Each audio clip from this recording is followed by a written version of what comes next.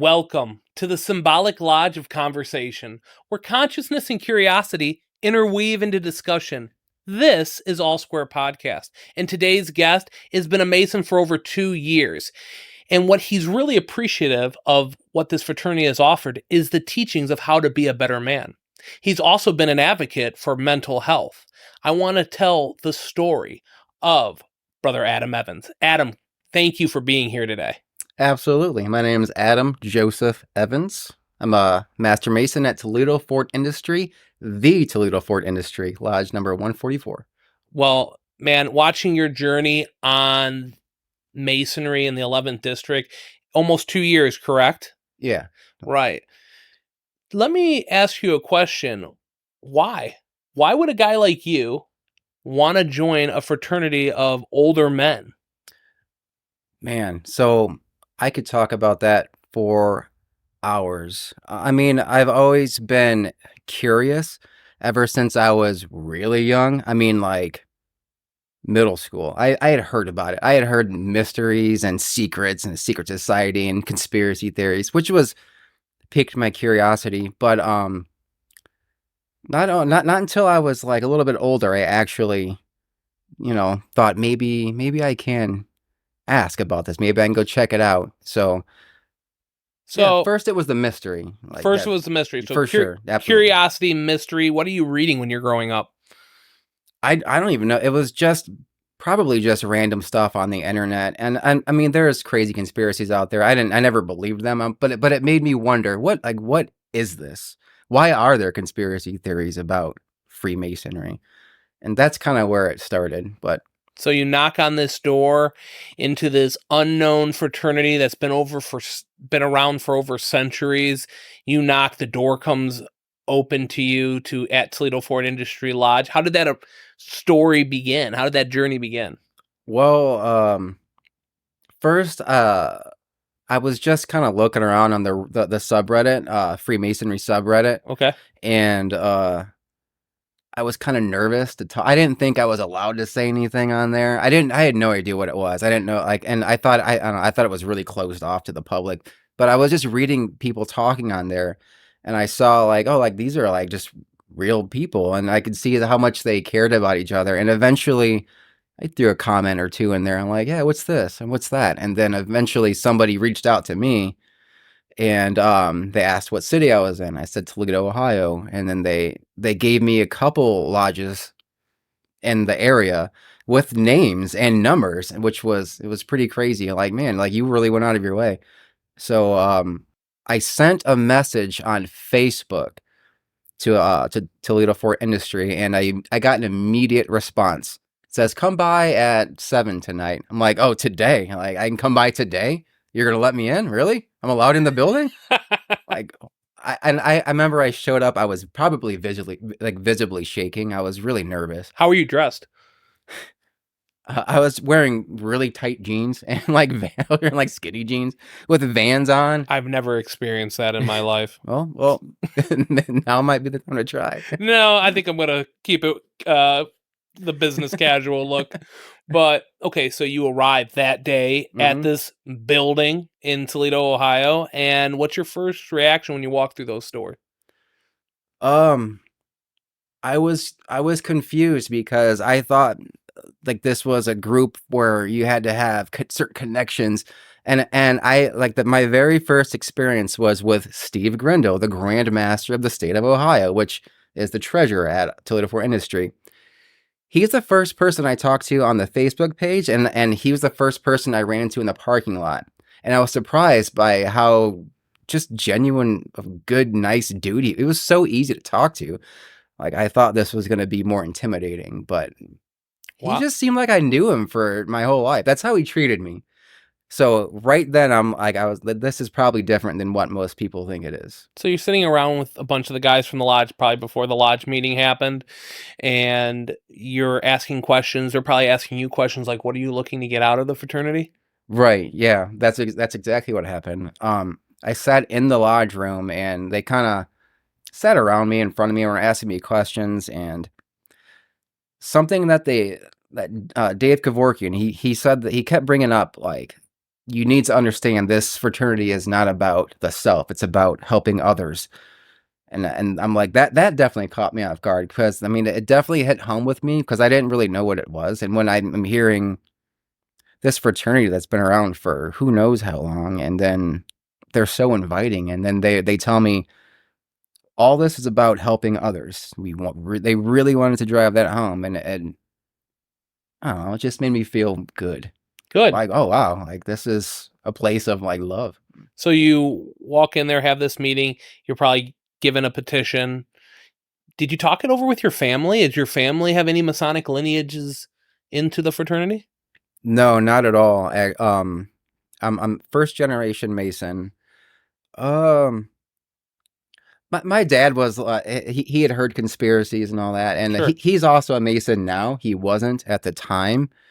Um, he had heard like once you get higher up, but now he's a Mason as well. He knows that it's all love. It's all Yeah. It's all good. gunk. It's all good. Yeah, like everything that's true about the fraternity is positive. That's awesome. Yeah. And 2 years, you've experienced a lot. Yeah, I'm extremely active. I've never missed a meeting. What makes you so active, though, in the fraternity? Well, I'm a very anxious person. I have a lot of anxiety. I get really like I have very low lows. I get very depressed, and just that first experience with Steve Grindle, the Grand Master, made me feel welcome and made me feel like, hey, maybe I'm not this garbage human being that I thought I was. I was just, I don't know. Like, so every time I go to a meeting, when I leave, I am on fire. On fire. Literally, like I am on fire. I come home with ideas, and that lasts who knows how long. It's incredible. It really is. Now, for the first timers watching, we got to sometimes explain a little bit about some terminology in Masonry. When Adam's talking about a Grand Master, that is the head of the state. There is no head of the nation, United States of Freemasonry. Each state is governed by its own head, and most worshipful Steve Grendel is the head of the state of Ohio, and his leadership on building Brotherhood, his message on that, he lives those core values every day. Now, going back into this, you said you had some anxiety. You said you've had low lows.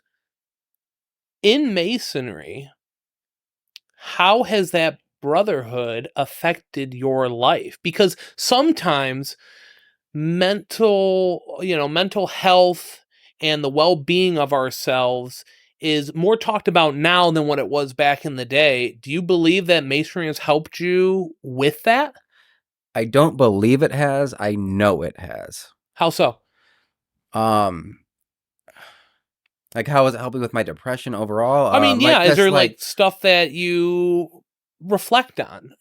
You seem like a guy who's very spiritual. Yeah, absolutely. You seem like a guy who enjoys meditation, self-reflection, how to be better, and yes, doing great works for others is important, but also your mental health is very important. Yeah, keeping yourself in tuned and keeping your desires within due bounds. Has Masonry helped you with that? yeah, absolutely. So I'll probably go off on different, That's fine. but I'm ADD. I got ADD. me too. I can jump around, and we're gonna follow right along with you. So if I'm depressed, and here's an example. So if I feel like something I'm doing, like if I have any self-doubt in what I'm doing, whatever it is I'm doing, with work, whatever, I will think back to something I did in Lodge that I did well, and other people told me like, yeah, you did really well. You did incredible. And these people have done very difficult things in their life. Like Steve, we got a banker, we got all kinds of people that have done, difficult things. And when they tell me like, yeah, you're good at everything you do, and it makes me think, man, maybe I'm not bad at everything like I think I am, because these guys are not asking me to do this and that if they didn't think I was able. No, you're talking like maybe the positions that being an officer in a lodge, there's certain duties that we have to live up to being an officer. You are a reflection of that lodge, and it kind of builds up your leadership. They give you responsibilities. Maybe it's being a part of a committee, like interviewing new members Yeah. into the fraternity, or taking part in degree work, so that other men who are knocking on that door can be excited and have a great experience into this fraternity, Yeah. right? Yeah. Yeah. Like the degree work that we do. When you're learning it, you're bonding with other men that Yeah. have done great things, respectable men, and they will teach you, and then you learn, and then you do what you're taught, and then these guys give you a pat in the back. It just really it means so much to me. What does mentorship mean to you? Like holding your hand along the way, you know. Like I'm actually a mentor to a couple new Masons. I have mentors myself. Um, I look at you as a mentor. How so? Wait, why me? I can give you an exact example. Okay. Well, I don't know if it's in the same ballpark, but for like going back to like mental health, I get really down on myself sometimes, and I have an amazing girlfriend. Her name's Tori, and she's like, for example, if I'm having a bad day, bad couple days, she'll bring you up. She's like, well, maybe you should reach out to Robbie and like see what, maybe give him a call. And I'm like, just even if I don't even give you a call, just a thought. I'm like, man, Robbie has like he has said so many nice things to me. He's called me out of nowhere just to ask, just checking up on you, brother. That means a lot to me. You're an advocate to mental health. You're very vocal of what you deal with, and I've seen on social media how you post things, and not only are you talking about what you're going through and what maybe a lot of modern men are going through in today's society, but you're very vocal on it, and it's very opening, because to me, when I see a brother in who's not 100%, who's going through something, I mean, we're not just friends in this fraternity. We're bonded by these quote unquote rituals. We are here to build each other up, as I always say, in a world where sometimes it feels like it's tearing you down. Social media, sometimes you're always watching all these people on maybe a TikTok having, the best time of their life, traveling and all that, and sometimes I think that plays negatively affects us mentally, because you're like, man, I'm not doing anything. Everybody else is having a good time, but when really you're just watching a video of somebody who's could have staged it, who's always talking about the greatness, and even people on social media will tear you down, like in the comment section. Yeah, So when I see like a brother post who's going through something, it's my obligation to be there for my brother. yeah. He's not saying that for the cameras. He does it. He does it. He really does. I really appreciate that, but that's what we are called to do. This is a old fraternity, and these bonds go way deep, and we walk through the same steps of so many great men. Yeah, yeah. Do you think Masonry is truly necessary in a modern society like today, where we are being reflective of how much time we're giving to this organization and this sports club and work and our personal lives? Do you think Masonry is necessary in today's society with all the other support groups, therapists? What do you believe? Freemasonry is absolutely necessary in today's society. I say that with 100% full confidence. And I can't go into the exact details because we do have secrets, but just the bonds that we have, and it's hard to put into words, but sometimes younger men don't really know when to start being men. Okay. Okay. So just being a Freemason and being around other men, I don't mean just dudes. I mean Sure. like men that have really done things with themselves and their families, their communities. It's important. And what's more important than becoming a better man? Like a better person. Everything else will fall into place if you work on yourself. And they say you become the people you surround yourself with. Ooh, that's very profound. So if you surround yourself with great people, what can you expect other than greatness? Nice. And that's what Freemasonry does, is we're all doing the same thing. We're all trying to become the greatest version of ourselves, and we're all trying to help each other do that, whether it's actually helping or setting an example. How is being able to travel to other places, like other lodges, other social events that are happening in different districts in Masonry? What do you have any stories that you want to tell people about, like what you've experienced with the Brotherhood? I have a lot of stories. Here's a hypothetical story I Okay. give you. So I always tell this to people that see like my hat or something or a ring, and I'll say, we take care of each other. We love each other. Like we are all one family under one parent. But sometimes we don't act that way. But as Masons, we do. We're brothers. We are family, and we act it out. And for example, say you went on vacation somewhere. You lost your wallet. You got robbed. If you have a couple phrases, a couple things to say, a couple modes of recognition, you find a lodge meeting and you can express to someone, hey, I'm going through some trouble. I need help. Like I'm stranded. Doesn't mean write me a giant check, but they're not going to let you die in the street. Right. That's, well, yeah. In this fraternity, if you in parts of this world where masonry is allowed, because there is some places, and we've talked on previous shows that masonry is underground. Yeah, there's one beautiful thing about the fraternity. If you're truly in distress, your brothers are there to provide that brotherly love, support, relief, truth into the fraternity. I mean, we don't expect it, right?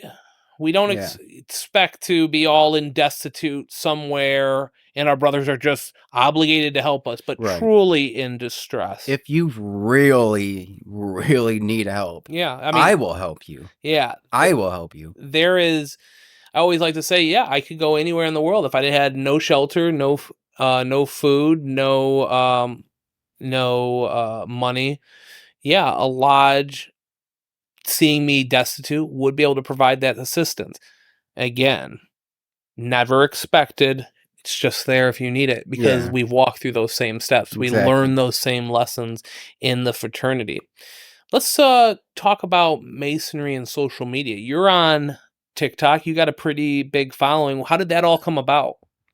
Well, I have a little bit of a little decent following. I haven't been on there in a while, but I made a TikTok just messing around, just for fun. Then I started attracting a lot of Masons to my TikTok account. Then I met a lot of other Masons.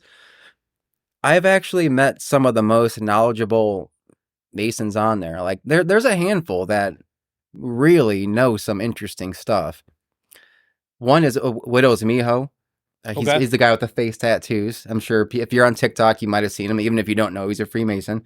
Brother Fluff as Brother well. Fluff. Yes, I've watched some of his videos. He's really provides a great message of what this fraternity is about. Yeah, Absolutely. yeah. Hopefully, possibly get him on the show. That would be that. I'd probably be open to it. He's a nice. I've talked to him a few times. If you're watching this, Brother Fluff, remember me? No, It's but you think so? You think social media and Freemasonry can work hand in hand with each other? I think it's. I mean, with the way society's going, we don't really have a choice but other than to adapt in some way, one way or another. We have to do something. But I understand when people don't want Freemasons on social media. I mean, I get it, but we kind of, What do you mean by that? I don't know. I mean, I've heard people say there's no place for Freemasonry on the internet Why? because I don't know. Like they say, well, there's too many. Might let a secret slip, like or this and that. I don't know, but I've heard a few different reasons. But people think that we are like majorly secret. Like you have to be invited. You can knock on the door. You're allowed in. That I thought they're not going to let me in. And when Steve invited me, I'm thinking, what did I do? Like, you're going to let me in? And then I walked in the door. I'm like, oh, you guys. So there's a major misconception like throughout the entire world. So I think it's important that individual Masons get out on social media and say, hey, yeah, I'm a Freemason.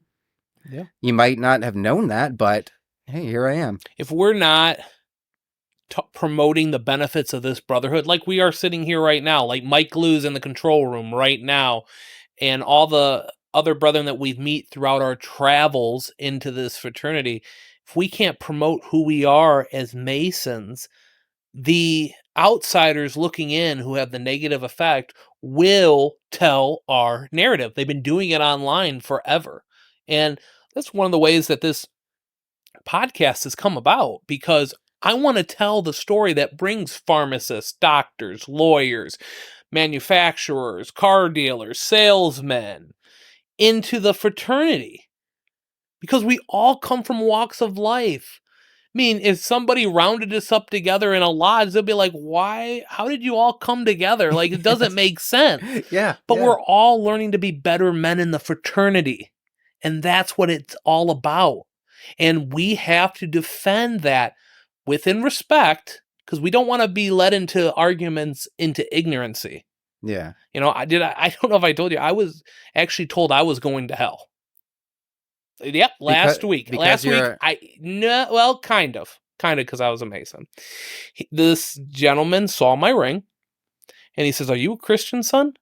And I said, "Yeah, I'm a Catholic. I'm actually converting to Greek Orthodoxy." And he says, "Well, you're going to go to hell." And I'm like, "Excuse me?" I thought he was joking. And he said, "Oh yeah, you are." He actually said that to me. I never experienced it in my life. So I'm playing it off. He just saw my ring. I have a rose and cross ring with my square and compass.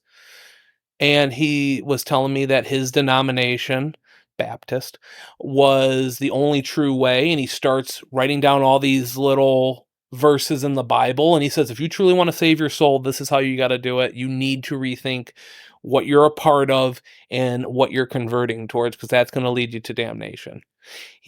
And I have been trained in my 10 years to not be led into arguments with ignorancy. I let him talk, and I said, hey, is this going to ruin our relationship because I'm a part of this, or I'm part of this religion, or converting to this religion? And he says, no. He says, it's not, but I want to save you.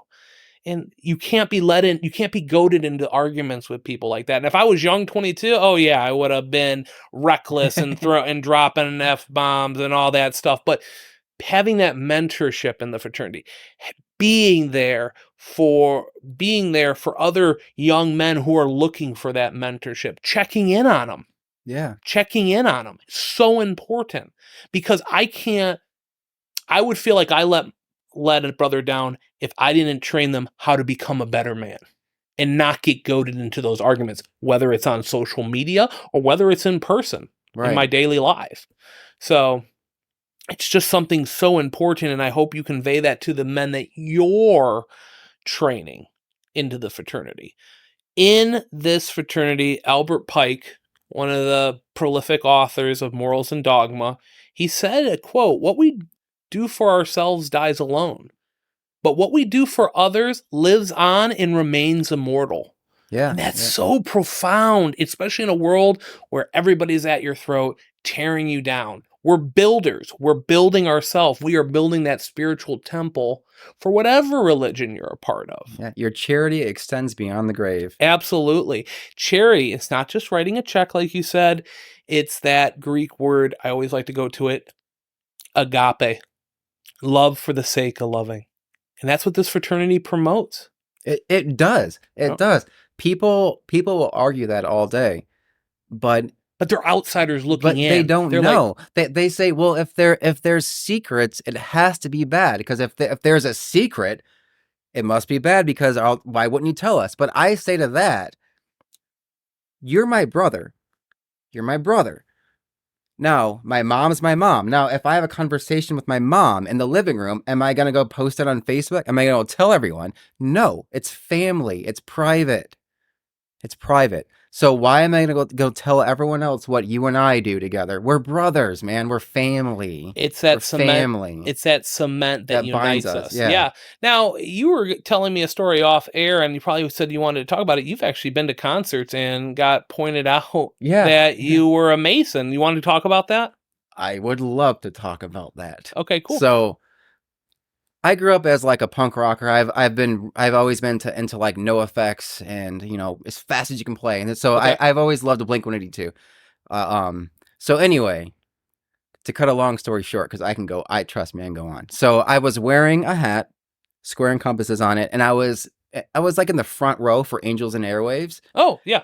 and Tom saw it, and Tom. his Tom DeLong saw it, and his face lit up, and we locked eyes, and he came up to me and pointed at my hat. He pointed at me, right at me, and I'm like me, and then he did a couple things, modes of recognition. I won't go into detail, but he made himself. We communicated. That that's incredible. Because again, he doesn't know you from, pardon the Nope. phrase, Adam. Mm-mm. He doesn't know you from Adam, but he knows you.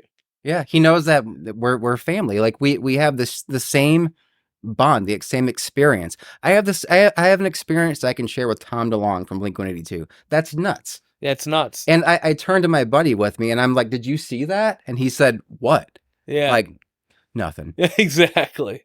That's incredible. That's incredible. What gets you?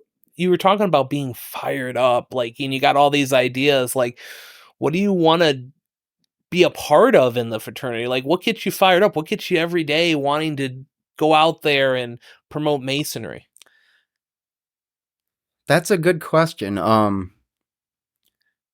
It's a loaded question because Sure. I have I'd have to explain my view on reality. Well, I guess I don't Well, really have to, explain but the view on reality.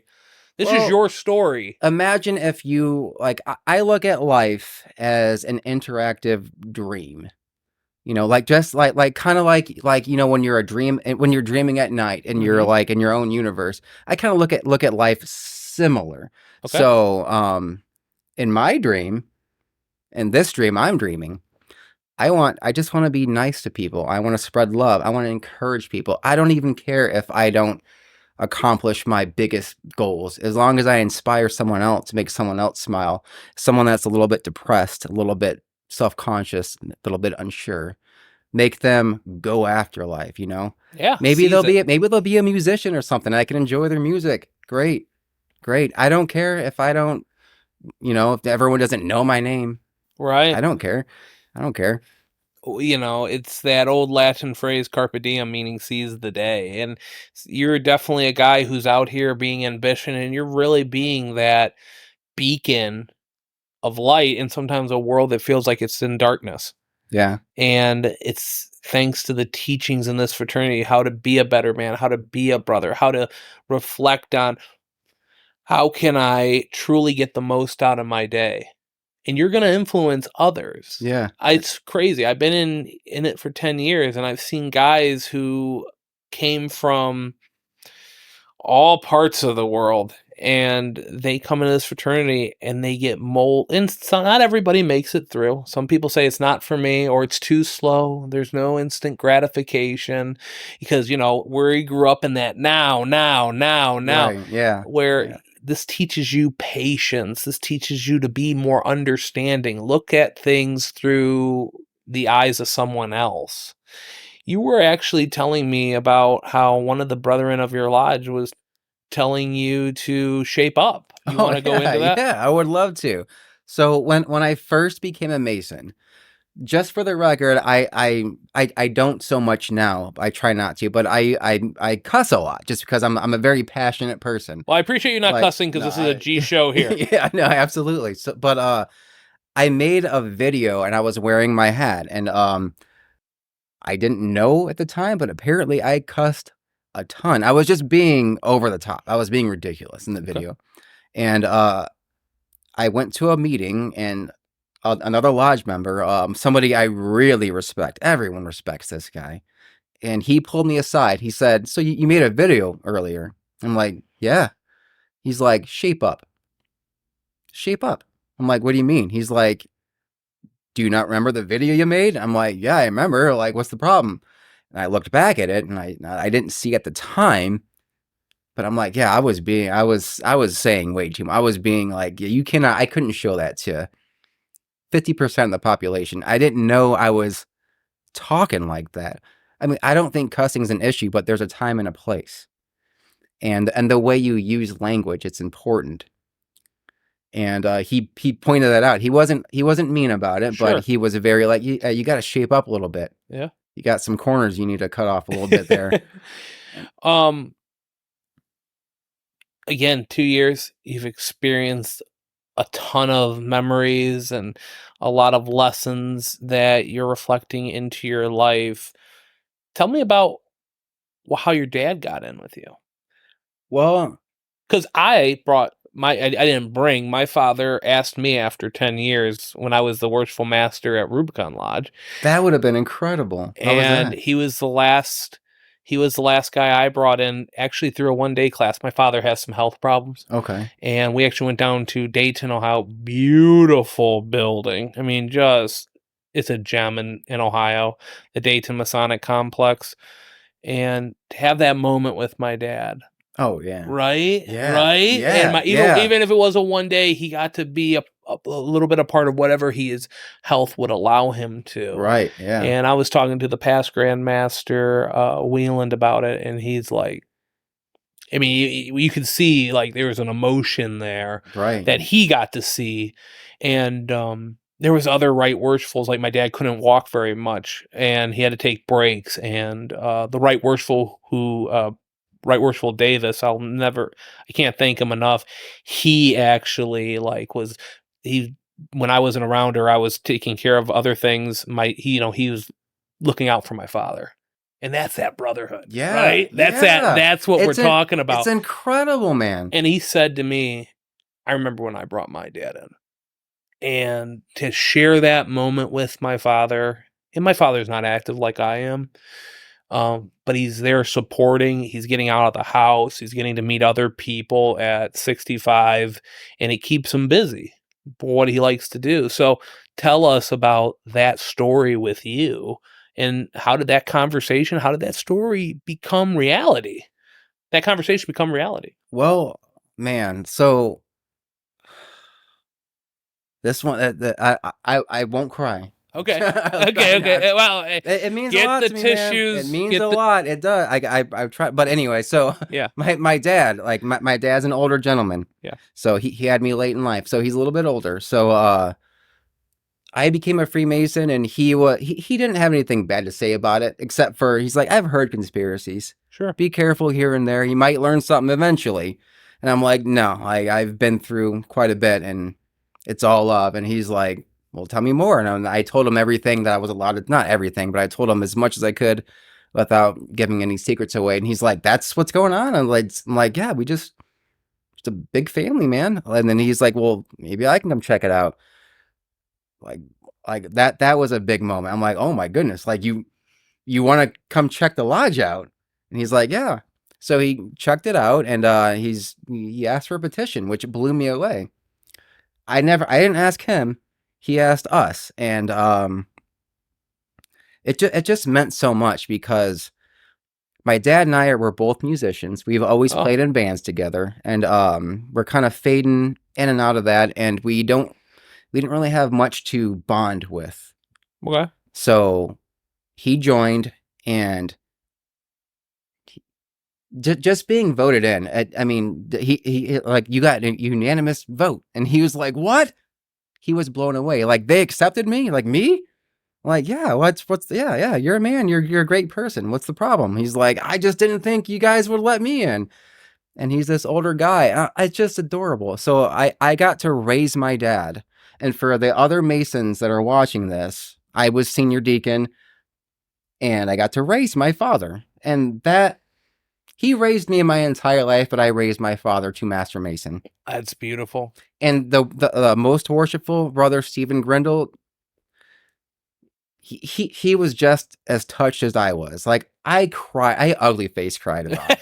I did. I did. Up right now. I'm not kidding, man. Because now my dad and I, like, we play in bands here and there. We play music here and there, but yeah, we go to lodge meetings, and we have something that other people don't. Father, son, brother to brother, making memories in this awesome thing we call Freemasonry. Music, really important to you? Has a big effect in your life? Why?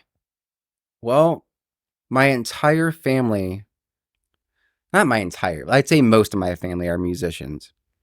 So I always like to joke around and say I didn't have a choice. I did have a choice, but I chose to be a musician. And I always felt like that's the only thing, like everyone has something that they're really good at. Mm-hmm. And I feel like I'm good at music. And I feel like I'm good at doing, the degree work in Freemasonry. Like I'm just as passionate.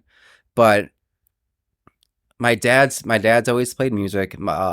Everyone's played music in my family. We've always played music together. And there's actually a lot of music in not a lot. There's music in Freemasonry. Like I was reading the book. What's it called?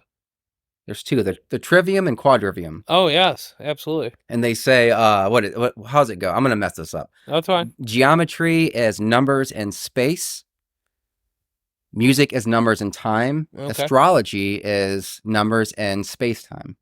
And that really kind of hit me. Like if you play music or anything, you know what I'm saying. Like music is numbers and time. And then you realize there's mathematics and geometry everywhere in the universe. It's like a thumbprint, a fingerprint of God. So when you play music, it's right. You're right there in touch with the creator, right there with the architect. Do you think you manifested this journey into masonry? I did. I know I did. Why? How can you be so sure? Because there's too many synchronicities. God, it's so hard to put into words. A lot of this is hard to put into words, but I get it, and we're real and we're live, and yeah. But we're just talking here, and there's somebody watching this that understands what you're saying. Yeah, well, and there's Masons who definitely understand what you're saying, but there's people watching this right now who understand what you're going through, what you've went through. So, again, how can you be so sure that you manifested this into your life? Well, I don't mean to get too like deep and emotional, but I remember having a conversation with my mom to the point of tears, actual tears. And Sure. I've always struggled in my life with depression and confidence issues. I never thought I could learn how to do anything. I never thought I had a safety net of people to help me. I couldn't really ask anyone for help.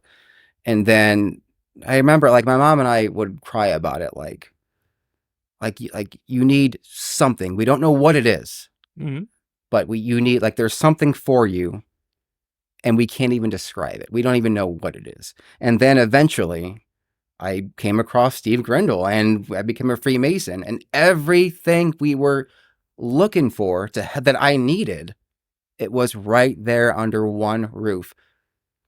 Everything I needed, like the leadership skills, the confidence, the support system, the self-help, the helping others, all right there. Everything I was struggling with, right there. And my mom and I had, we got emotional, we got primal with it. Like, we got, yeah, like it's very real. Like manifestation is real. With what you're talking about, and again, you're telling a story that nobody else can walk through, right? What would you tell somebody who's looking for this in their life? What would you say to somebody? I mean, this is your moment. God's a loaded word. Okay, so that means God's a loaded word. Yes, it means something different to everyone. But a lot of people get upset when I say it, but I'm just using it as a general term. God exists. There is something that exists that's aware of everything, that's created every consciousness. It is consciousness. To me, that's what God is. It's consciousness. It's aware of you. It's aware you exist. And it wants you to succeed in everything you do. And it's got your back. I can say he, she, it, whatever. It's real.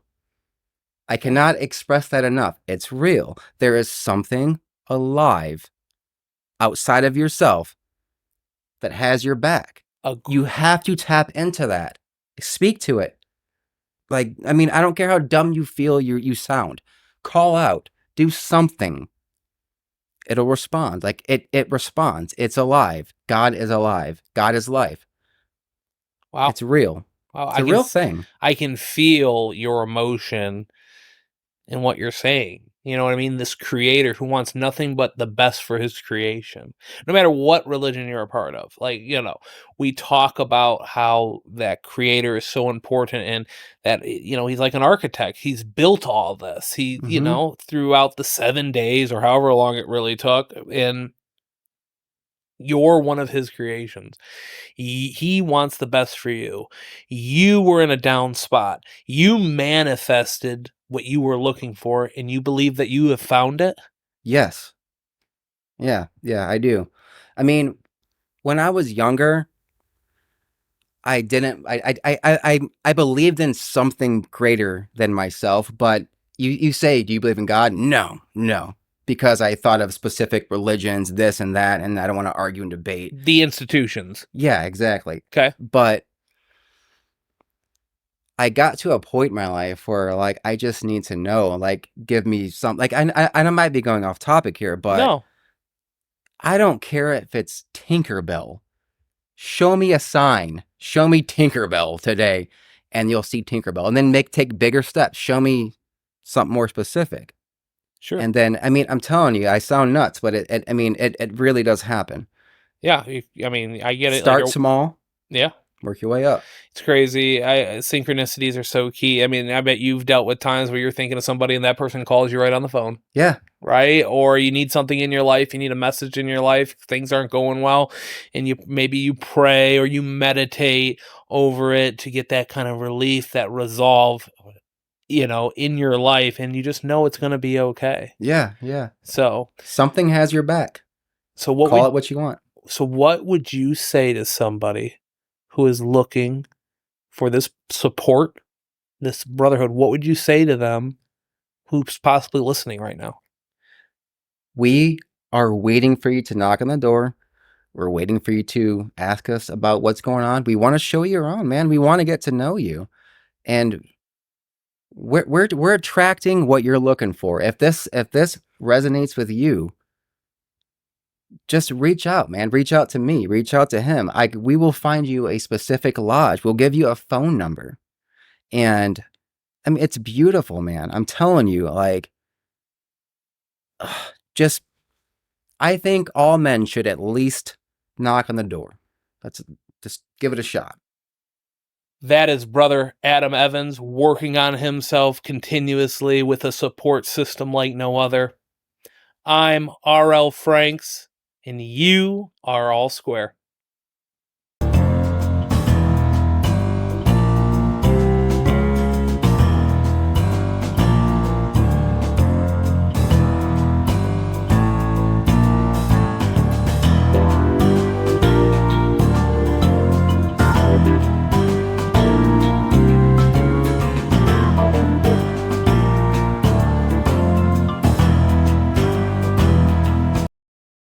Hey, R.L. Franks here. Thanks again for watching today's episode. Don't forget to like and subscribe. Also, if you believe someone can benefit from the message that we provided on today's podcast, send it over to them. You may inspire them.